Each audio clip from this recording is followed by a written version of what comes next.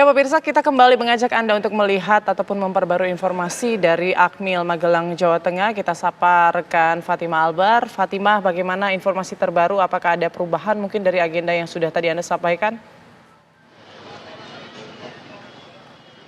Ya Putri dan juga pemirsa, memang untuk saat ini masih sesuai seperti apa tadi saya sampaikan, bahwa nanti sekitar pukul 10 para menteri akan keluar tepat di pintu gerbang masuk Akademi Militer. Namun Putri, ini saya agak sedikit penasaran sangat melihat banyak anak-anak masyarakat yang sudah menunggu di depan pintu gerbang masuk Akademi Militer Magelang. Nah, saya ingin sedikit bertanya-tanya kepada mereka, kenapa mereka ini udah nunggu dari pagi, seperti apa kesan-kesannya. Nah, ini akan saya coba tanyakan langsung ke beberapa adik-adik ataupun masyarakat yang udah ada di sini. Kita coba tanyakan langsung nih Bu Putri.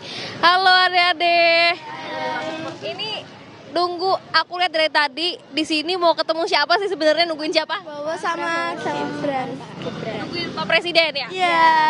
Ini kenapa nungguin Presiden dari tadi di depan gerbang? Panas-panasan loh. Sangat antusias banget menyambut kepulangannya Pak Prabowo gitu. Kalau adanya sendiri gimana? Sama. Antusias mau lihat Presiden ya? Iya. Ini dari jam berapa nih deh kalau boleh tahu? Jam 7 pagi. Dari jam 7 pagi? Iya. Ini nggak apa-apa nunggu dari pagi sampai sekarang, nggak apa-apa? Suka. Gak apa-apa banget. Karena ya pengen banget gitu ketemu. Kesini sama siapa aja nih dek? Sama orang tua. Disuruh dampingin gitu sama guru. Nah, menurut kalian nih Pak Prabowo seperti apa sih? Di mata kalian, menurut kalian seperti apa? Sangat baik sekali. Terus kayak kan katanya mau bagi makanan gitu kan untuk anak-anak. Dan itu sangat berguna banget. Tuh. Berarti memang di mata dari ini Pak Prabowo baik sekali, apalagi ada program makan gratis gitu ya. Iya. Ini bawa bendera udah disiapin atau gimana nih? Iya, udah disiapin dari sekolah. Bareng-bareng ke sekolah ke sini. Dari rumah ketemuan di sini. Berarti udah janjian ya. Nah, ini kalau mungkin kita tanya adik-adik di sebelah sini nih, adik mau lihat siapa sih, nungguin siapa di depan sini? Pak Presiden. Pak Presiden. Iya, Adiknya juga Sama. sama. Kenapa pengen nungguin dari pagi? karena pengen ketemu Pak Presiden. Oke, berarti udah semangat ya nungguinnya ya. Nah, tapi ngomong-ngomong nih, kalau selain Pak Presiden, udah ada yang hafal atau tahu nggak menteri-menteri sekarang nih siapa aja? Tahu nggak? Belum update ya, belum tahu ya. Berarti fokusnya nungguin Pak Presiden ya? Iya. Oke, kalau Mas Gibran nih wakil presiden gimana? Iya, sangat ditunggu juga. Sama, sangat antusias menunggunya. Ini dianterin sama orang tuanya nunggu di mana nih, Dek? Di situ, tadi di belakang. Jadi memang nggak apa-apa orang tuanya di sini, adik-adik di sini nungguin presiden keluar gitu ya? Iya, lama banget. Sangat antusias banget pokoknya. Ini tugas sekolah, dapat nilai apa emang kemauan adik-adik sendiri nih nungguin? Dapat nilai, emang kemauan sih. Memang kemauan. Iya. Oke deh, baik. Terima kasih adik-adik. Kita akan tunggu bareng-bareng nih keluarnya Presiden Prabowo Subianto bersama Wakil Presiden dan Menteri-Menterinya. Terima kasih sekali lagi. Yaitu pemirsa, sedikit perbincangan kita memang seperti yang tergambarkan bahwa masyarakat di sini antusias menunggu keluarnya Presiden, Wakil Presiden bersama rombongan Menteri. Seperti apa, walaupun sejak tadi pagi sudah menunggu dan belum tahu pastinya Presiden keluar jam berapa, ini kemauan mereka untuk menunggu dan bertemu langsung dengan Presiden Prabowo Subianto. Nah, Anda bisa saksikan di layar kaca Anda pemirsa, tepat di seberang saya saat ini juga terlihat semakin ramai masyarakat yang menunggu keluarnya Presiden Prabowo Subianto juga dengan Wakil Presiden maupun para menteri-menterinya. Jika dilihat memang situasi saat ini, karena tadi Prabowo Subianto, Presiden Prabowo ini sudah disediakan dua opsi kepulangan, yaitu menggunakan helikopter dan juga mobil maung. Ini nampaknya kemungkinan Prabowo Subianto ini menggunakan, Presiden Prabowo menggunakan mobil maung Garuda ataupun mobil yang sudah disiapkan menggunakan jalur darat begitu, karena melihat antusias masyarakat yang banyak menunggu sejak pagi tadi. Dan jika kita lihat kalau jadwal kepulangan Presiden Prabowo ini sekitar pukul 11 siang nanti.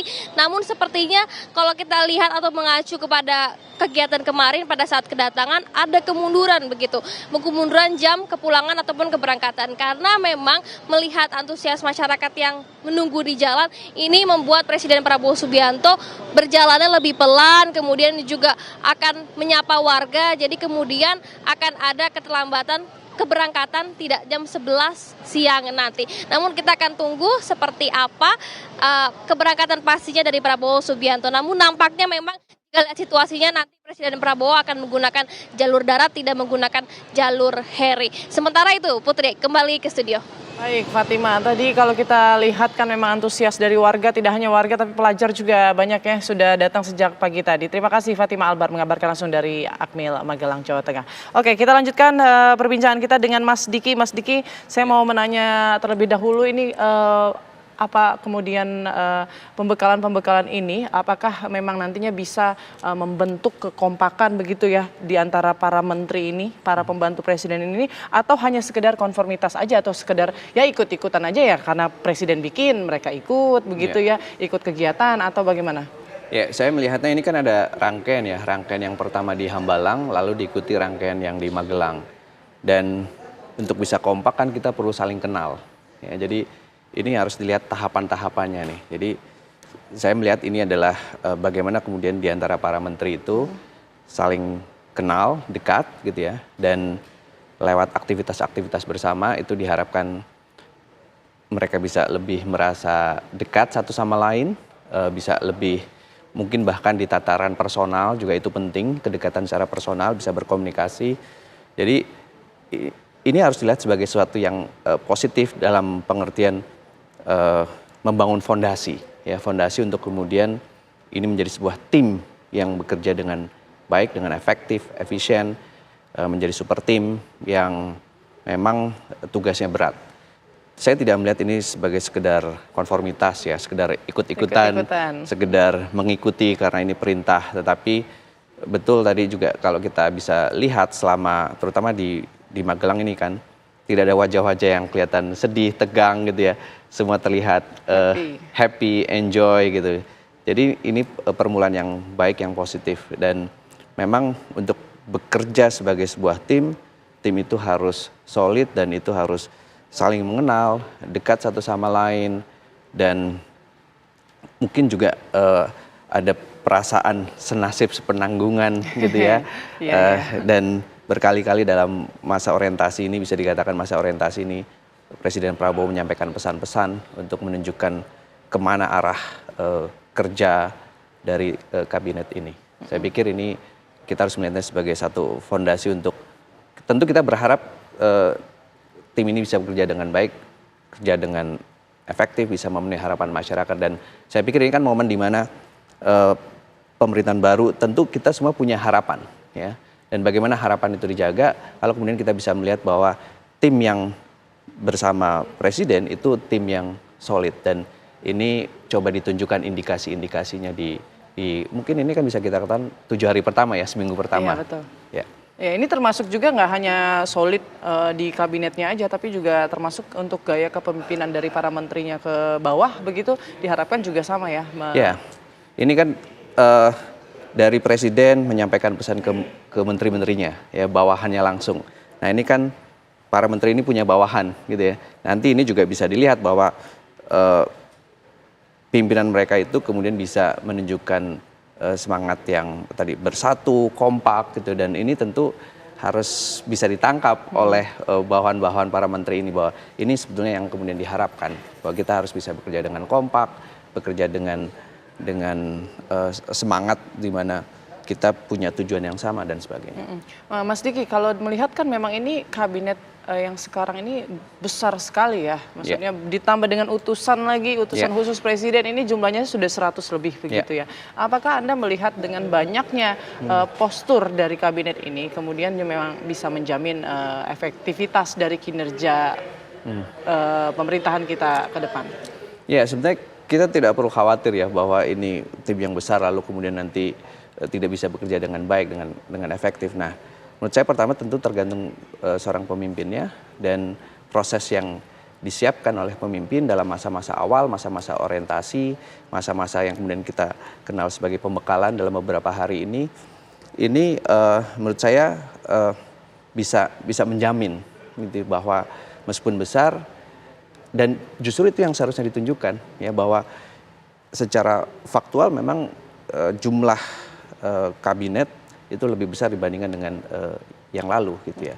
Tetapi juga kita harus diyakinkan bahwa meskipun besar ini bisa akan efektif ke depan bekerja.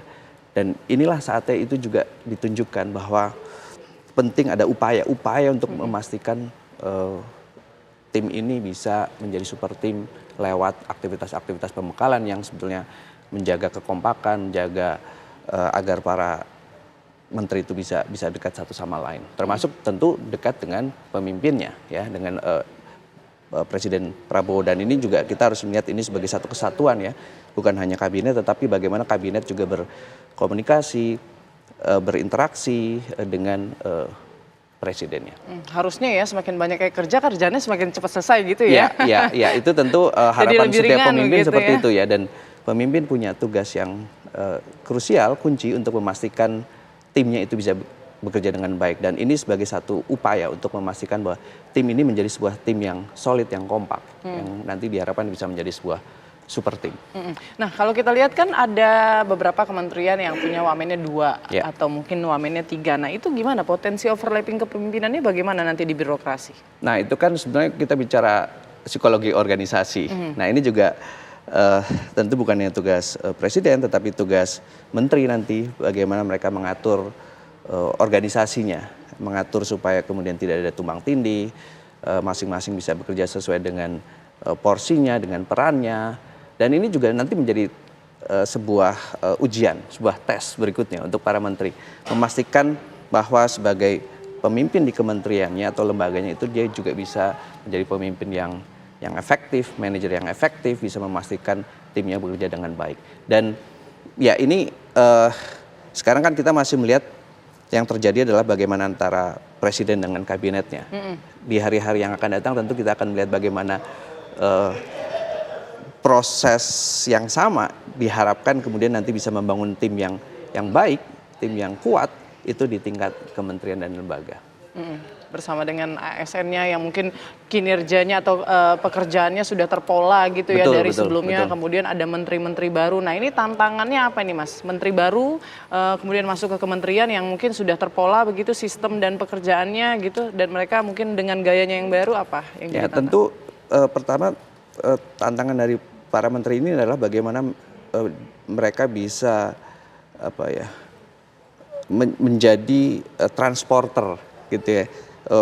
Orang yang menyampaikan pesan semangat dari yang disampaikan oleh Presiden Prabowo ke anak buahnya. Jadi tugas menteri pertama adalah memastikan apa yang menjadi semangat, apa yang menjadi harapan dari presiden itu bisa turun ke bawah gitu ya.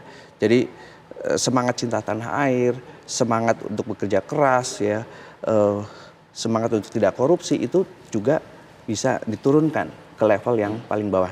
Nah, jadi nanti memang selain tadi menyampaikan pesan, bagaimana sebagai seorang manajer, menteri itu kemudian bisa mengelola bukan hanya wamennya, tetapi juga birokrasi yang ada di bawahnya. Dan menurut saya ini juga tugas penting dari para menteri ini, terutama mungkin di masa-masa awal ya gitu. Bagaimana mereka bisa menyusun organisasi. Beberapa kementerian kan kemudian baru namanya, lalu kemudian tugasnya juga baru karena mungkin sebelumnya bergabung dengan kementerian lain, sekarang dipisah. Nah, ini kan juga harus smooth ya, harus lancar, harus bisa dijalankan oleh menteri ini ketika berhadapan dengan tim di bawahnya. Oke, nanti kita lanjutkan ya Mas Diki, obrolan kita soal tantangan apa mungkin ke depan bagi para kabinet Merah Putih ini. Usai jeda berikut tetaplah bersama kami di Breaking News TV One.